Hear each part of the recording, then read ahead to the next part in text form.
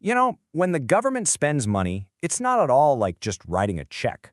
Today, we're going to pull back the curtain on the 5 critical approval steps that every single payment has to go through.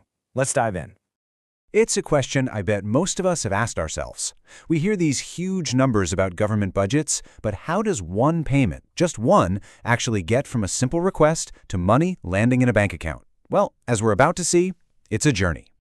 See, behind the scenes, there's this hidden process, this sequence of 5 very specific approval steps. And here's the really cool part. Every single step leaves behind a permanent, unchangeable digital fingerprint right inside the government's main financial system. So for the next few minutes, we are going to do just that. We're going to follow that journey together, tracking one payment from the moment it's conceived all the way to the final transfer.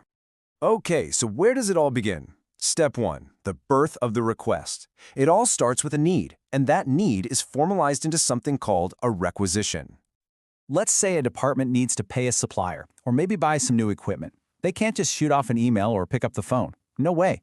They have to formally enter that request into the financial system, and they have to attach all the backup documents. This is the official starting gun for the entire process. And that request doesn't just, sit in some digital inbox. The second it's submitted, it gets picked up by this incredibly important piece of software called the workflow engine. Now think of this thing as a digital traffic cop. It's basically a pre-programmed rulebook that knows instantly who needs to approve this request and in exactly what order. It's the brains of a whole operation. And having a strong one, it's absolutely non-negotiable for security. It has to know who's who, that a manager can approve things a junior person can't. It has to enforce the rules, like automatically flagging a payment over, say, $10,000 for an extra layer of review. And maybe most important of all, it has to track every single click, creating that permanent audit trail we talked about. So once that request is officially in the system, it enters step 2, the approval chain. And I really like to think of this as an approval gauntlet. It's a series of checks and balances. The request now travels down this, digital corridor. It stops at different desks along the way. First, maybe the department head has to look at it. Then it goes to a finance officer. After that, procurement checks it over, and finally, it lands with accounting. Each person has a very specific job to do before it can move on. And this is just so crucial. This chain is the absolute backbone of internal control. Every signature is digital. Every single approval or rejection or change is logged and timestamped. It means you can't go back later and secretly tweak the amount. The system makes sure that any alteration leaves a permanent, visible record. All right, so after making it through that approval gauntlet, the request is finally ready for step 3. This is where it becomes an official payment voucher. This document is now the official green light, the authorization for the government to actually release funds. It pulls together all the key info: who gets paid, exactly how much, what budget line it's coming from, and, critically, the proof that it has passed every single one of those approval steps. And a really well-built system does more than just create this piece of paper. It acts as another guardrail. It'll automatically block the process if something's wrong, like if someone accidentally tries to pay the same invoice twice, or if the payment would push a department over budget. It's a smart gatekeeper. So, you might be thinking, okay, we have the voucher, it's all approved, let's send the money. But nope, we've just arrived at the most powerful checkpoint of all. Step 4, the Treasury Release. Get this, even with a fully stamped and approved voucher, not one single dollar can move until the National Treasury gives its final sign-off. This is the ultimate control point. It really is the government's equivalent of turning the key to unlock a massive vault. And you can see right here why that's so incredibly important. It's night and day.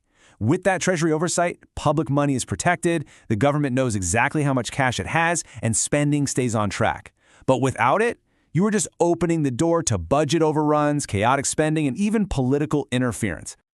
So once the Treasury unlocks that vault, we finally arrive at the last step, closing the loop with the bank transfer itself.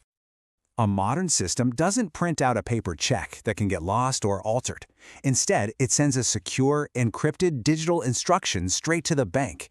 This completely cuts out the middleman. It's clean, it's direct, and it is so much more secure. So, okay, we've walked through all 5 steps, from a simple request all the way to a bank transfer. But let's zoom out. What's the real payoff? Why does creating this whole digital trail matter so much? Well, just look at this. The difference is absolutely stark. A manual, paper-based process is just begging for trouble. It's so easy to lose documents, forge a signature, or have a payment just disappear. But a properly automated process, like the one we've just seen, it crushes that risk. What you get in the end is a system that delivers exactly what taxpayers should demand. You get full traceability from that first request all the way to the bank. You get a much lower risk of fraud. You get way better control over the budget. And finally, you get clear, undeniable accountability at every single stage. And that really brings us right to the heart of it. A system like this, a strong workflow engine, it isn't just about making things more convenient for government employees. The real point, the core message, is that it's a fundamental safeguard for public money. It's all about making sure that every single tax dollar is spent transparently, accountably, and correctly.